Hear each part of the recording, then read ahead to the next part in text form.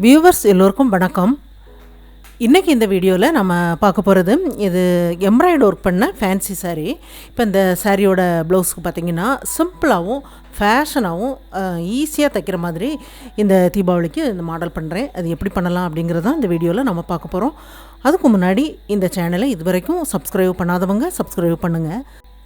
இப்போது இதுதான் அதோட ப்ளவுஸ் கிளாத்து பார்த்திங்கன்னா கொஞ்சம் கான்ட்ராஸ்டான கலரில் இருக்குது. சின்ன சின்னதாக டிசைன் இருக்குது. இப்போ சாரீ ஃபுல்லாக இதே டிசைனில் இருக்குது.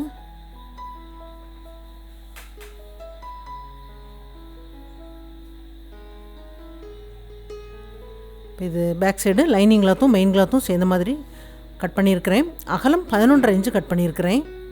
உயரம் 15 இன்ச்சு இருக்குது. இப்போ இதில் சாரீ கலரில் டிஷ்யூ கிளாத் எடுத்துருக்கிறேன். 1/2 மீட்டர் கிளாத் இதுக்கு தேவையானது. இப்போது இதோட உயரம் பார்த்திங்கன்னா 12.5 இன்ச்சு நமக்கு தேவையானது.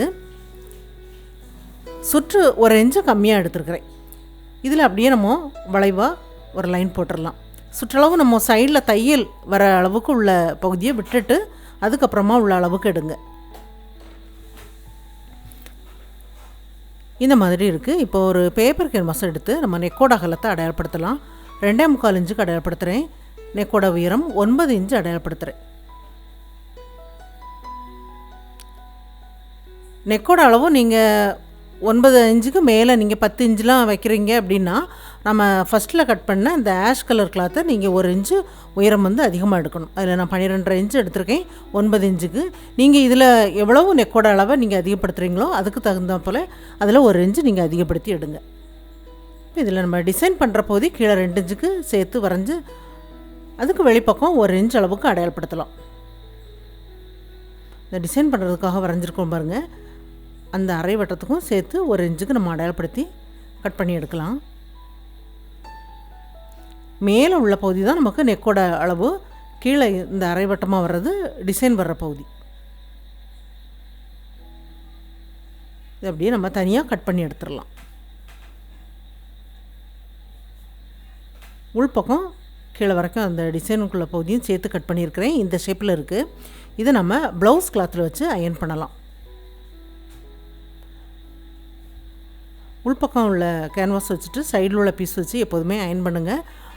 நெக்கோட அளவு மாறாமல் சரியான அளவுக்கு வரும்.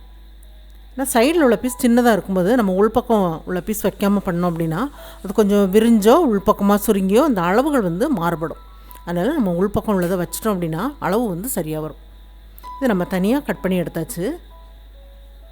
இனி நம்ம தைக்கலாம். இதில் மெயின் கிளாத்தும் லைனிங் கிளாத்தும் சேர்ந்த மாதிரி வச்சுருக்கிறேன். இந்த பீஸையும் அதுக்கு மேலே வச்சிடலாம். மேலே வச்சுட்டு 3 பீஸையும் சேர்ந்த மாதிரி மேலே அப்படியே ஜாயிண்ட் ஆக்கிடலாம். ஜாயிண்ட் ஆக்கிட்டு ஆம்ஹோல் பகுதியில் இந்த பீஸ் கொஞ்சம் அளவு கம்மியாக இருக்கும். அப்படியே சேர்த்து ஜாயிண்ட் ஆக்கிட்டு வெளிப்பக்கம் இந்த லைனிங் கிளாத்தும் மெயின் கிளாத்தும் சேர்த்து ஜாயிண்ட் ஆக்கிடலாம். ஜாயிண்ட் ஆக்கிட்டு நம்ம இந்த பகுதியிலையும் ஜாயிண்ட் ஆக்கிடலாம். தச்சாச்சு. இப்போ இந்த கேன்வாஸ் பீஸில் அப்படியே கேன்வாஸ் உள் பக்கம் நெக்கு பகுதியில் அப்படியே ஜாயிண்ட் ஆக்கிருங்க. இந்த டிசைனுக்குள்ள பகுதியும் சேர்த்து அப்படியே ஜாயிண்ட் ஆக்குறேன்.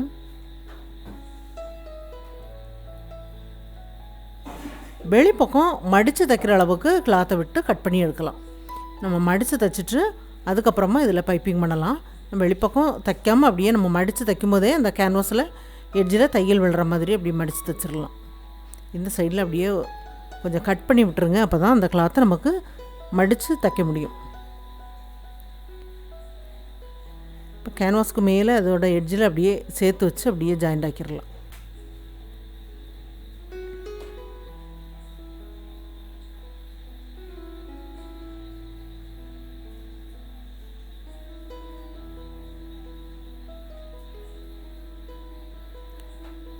தைச்சதுக்கப்புறம் இதில் நம்ம பைப்பிங் பண்ணுறதுக்காக காப்பர் கலரில் டிஷ்யூ கிளாத் எடுத்துருக்கிறேன். Cross piece. இதை நம்ம ஒன் சைடாக மடித்து தைக்க வேண்டாம். ஏன்னா இதில் நம்ம ஜாயிண்ட் ஆக்கி அடிப்பக்கமாக திருப்பி தைக்கும்போது அது முதுகு பக்கத்தில் ஜாயிண்ட் ஆகிற மாதிரி வர பகுதி தான். அதனால் நம்ம ஒன் சைடாக மடித்து தைக்காமல் அப்படியே வச்சு ஜாயிண்ட் ஆக்கலாம். கிராஸ் பீஸ் கொஞ்சம் வெளிப்பக்கம் தெரிகிற மாதிரி விட்டு ஜாயிண்ட் ஆக்குறேன். மேலே உள்ள பீஸில் கொஞ்சம் விட்டு ஜாயிண்ட் ஆக்குறேன். ஏன்னா கிளாத் ரொம்ப மெல்லிஸாக இருக்கும்போது நல்லா எட்ஜில் ஜாயிண்ட் ஆக்காமல் கொஞ்சம் விட்டு ஜாயிண்ட் ஆக்கணும் அப்படின்னா பைப்பிங் பண்ணுறதுக்கு நல்ல ஈஸியாக இருக்கும். இந்த சைடில் கொஞ்சம் கட் பண்ணி விட்டுருங்க. அப்போ தான் அடிப்பக்கமாக கிராஸ் பீஸ் நல்லா திரும்பும். நல்லா தேய்ச்சி விட்டுட்டு அடிப்பக்கமாக திருப்பி பைப்பிங் பண்ணுங்கள்.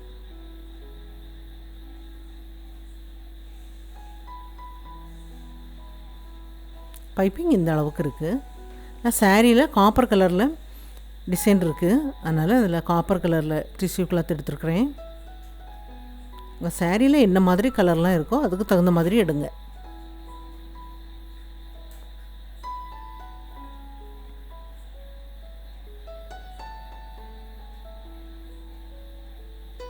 தைச்சதுக்கப்புறம் இது ரெண்டாக மடித்து சென்டரில் அடையாளப்படுத்திடலாம். இந்த பீஸையும் அதே மாதிரி அடையாளப்படுத்திடலாம். லைனிங் கிளாத்து மேலே தெரிகிற மாதிரி வச்சு இந்த பீஸ் அப்படியே வைக்கலாம். வச்சுட்டு அடையாளப்படுத்தியிருக்கிற பகுதி ரெண்டும் ஒன்றோட ஒன்று ஜாயிண்ட் ஆகிற மாதிரி வச்சு நேராக ஒரு தையல் தைச்சிட்டு நெக்கு பகுதியில் ஜாயிண்ட் ஆக்கும்போது இந்த கிளாத்து விலகி வராமல் நமக்கு தைக்கிறதுக்கும் வசதியாக இருக்கும். கரெக்டாக அந்த நெக்கு பகுதி அளவுகள் வந்து ஒன்று போல் ஜாயிண்ட் ஆகும். ஏன்னா சைடில் அந்த ஷோல்டர் வெட்டு ரெண்டு பக்கமும் ஒன்று போல் வரும். இந்த மாதிரி தைக்கும்போது 1/4 இன்ச்சு கிளாத்தை விட்டு கட் பண்ணி எடுத்துருங்க.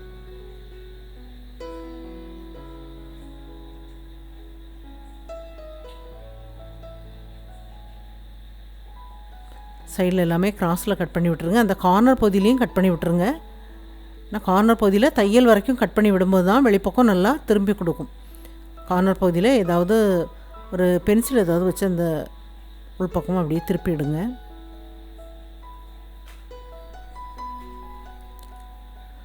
நல்லா திருப்பி எடுத்ததுக்கப்புறம் நெக்கோட எட்ஜில் ஒரு தையல் தைச்சிடலாம். தைச்சிட்டு நம்ம இதில் பைப்பிங் பண்ணணும். நெக்கோட எட்ஜில் தைச்சோம் அப்படின்னா பைப்பிங் பண்ணுறதுக்கு ரொம்ப ஈஸியாக இருக்கும்.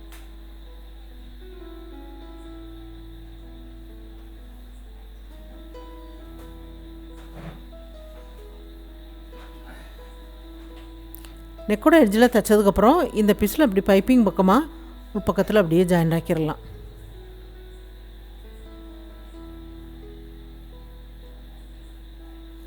ஜாயிண்ட் ஆக்கியாச்சு. இது கிராஸ் பீஸ். நெக்கு பகுதியில் பைப்பிங் பண்ணுறதுக்கு ஒன் சைடாக மடித்து தைக்கலாம்.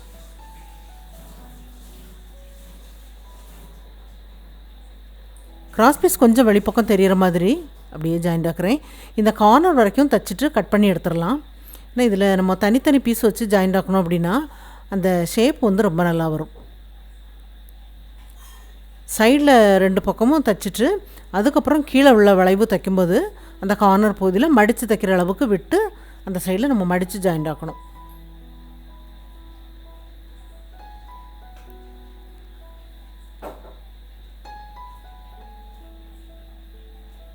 இந்த சைட்லேயும் பைப்பிங் பண்ணிவிட்டு அந்த கார்னர் பகுதியில் எக்ஸ்ட்ரா இருக்கிற அந்த கிராஸ் பீஸை நம்ம கட் பண்ணி எடுத்துடலாம்.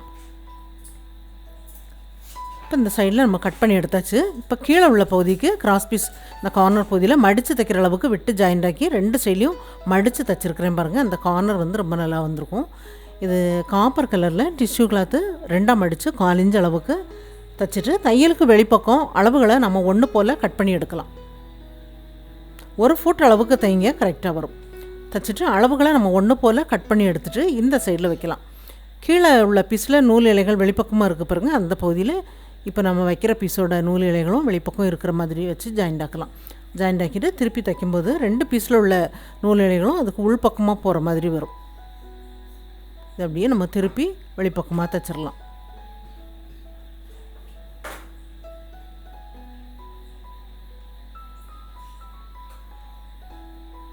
தைச்சதுக்கப்புறம் இது சதுர பீஸ் எடுத்துருக்கிறேன். 6 இன்ச் அகலத்தில் சதுர பீஸ் எடுத்துருக்கிறேன்.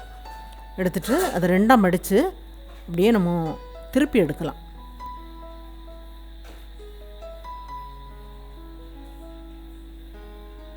திருப்பி எடுத்ததுக்கப்புறம் கரெக்டாக ரெண்டாக மடித்து சென்டரில் அடையாளப்படுத்திடலாம். அடையாளப்படுத்திட்டு இதில் சின்ன சின்னதாக ப்ளீட் வச்சு அதில் அப்படியே ஜாயிண்ட் ஆக்கிடலாம். ஜாயிண்ட் ஆக்கிட்டு இந்த மாதிரி இருக்கும் மிஷினில் தைக்கும்போது. இப்போ இதை நாம் இந்த டிசைனுக்காக நம்ம பண்ணியிருக்கோம் பாருங்கள். இந்த பகுதி அப்படியே ரெண்டாக மடித்து சென்டரில் அடையாளப்படுத்திடுங்க. நம்ம அதில் தச்சு விட்டுருக்கிற பகுதி கரெக்டாக அந்த சென்டரில் வரணும். அந்த மாதிரி வச்சுட்டு சைடில் மேலே உள்ள அந்த கார்னர் வரைக்கும் இந்த பீஸ் வர மாதிரி அப்படி வச்சு ஜாயிண்ட் ஆக்கிடுங்க. நல்லாயிருக்கும்.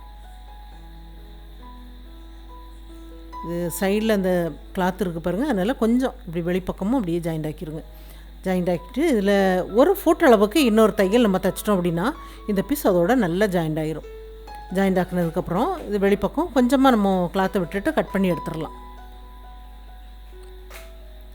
இப்போ இந்த பகுதியில் ஹேங்கிங் நம்ம பண்ணுறதுக்காக 2 ரோப் எடுத்துருக்கிறேன். 2 ரோப்பையும் சேர்ந்த மாதிரி அப்படியே இதுக்குள் பக்கமாக அப்படி விட்டு அடிப்பக்கம் அந்த எண்டு இதுக்குள் பக்கமாக அப்படியே விட்டு இந்த எடுத்துடலாம். ஒரு முடிச்சு விழற மாதிரி இருக்கும் பாருங்கள். இந்த மாதிரி முடிச்சு போட்டு நல்லா டைட்டாக அந்த மாதிரி எடுத்துருங்க. எடுத்துகிட்டு இந்த அளவுக்கு போதும். இது நம்ம கட் பண்ணி எடுத்துடலாம். கட் பண்ணி எடுத்துகிட்டு அதில் 4 மணி அதில் கிளாத்துலேயே நான் தைச்சி முடிச்சிருக்கிறேன். நம்ம அந்த ரோப்பை முடிச்சு போடுற மாதிரி பண்ணியிருந்தோம் பாருங்கள். அந்த பகுதியில் அந்த முடிச்சு அவிழ்ந்து வராமல் இருக்கிறதுக்காக அதில் ஒரு பீடு வச்சு நான் கைனால் அந்த ரோப்போட சேர்த்து தைச்சிருக்கிறேன். அந்த மாதிரி தைக்கும்போது அது அதோட விலகி வராமல் இருக்கும். இது பார்க்கும்போது ஃபேஷனாக அந்த ப்ளவுஸ் மாடல் வந்து குயிக்காக தைச்சி முடிக்கிற மாதிரி, இந்த ஃபேன்சி சாரிக்கும் பொருந்துகிற மாதிரி இந்த மாடல் வந்து உருவாக்கியிருக்கிறது. எல்லாருக்கும் பிடிக்கும்னு நினைக்கிறேன். ட்ரை பண்ணி பாருங்கள். இந்த வீடியோ பார்த்ததுக்கு நன்றி. மேலும் வீடியோஸ் பார்க்க இந்த சேனலை மறக்காமல் சப்ஸ்கிரைப் பண்ணுங்கள்.